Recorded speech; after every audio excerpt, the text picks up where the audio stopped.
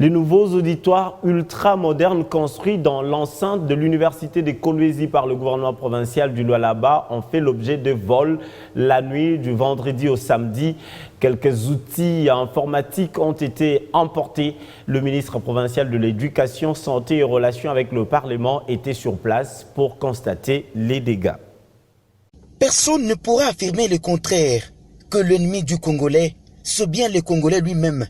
Malgré les efforts que mène le gouverneur Richard Mouyej-Monguez-Mons de moderniser les différents bâtiments de sa province, le Lualaba, qui avait longtemps été oublié, ce malgré les richesses du sol et des sous-sols qu'elle regorge, certains inciviques s'adonnent au sabotage et destruction méchante des œuvres mises en place ce matin déjà.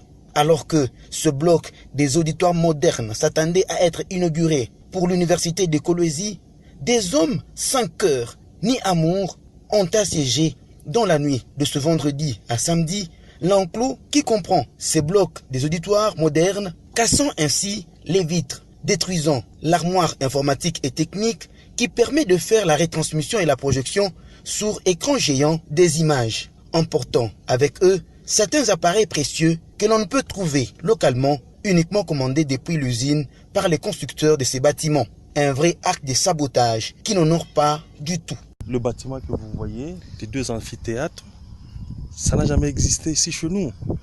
Ce sont les efforts, c'est beaucoup d'argent qui sont partis pour que nos enfants trouvent un endroit moderne pour leur formation.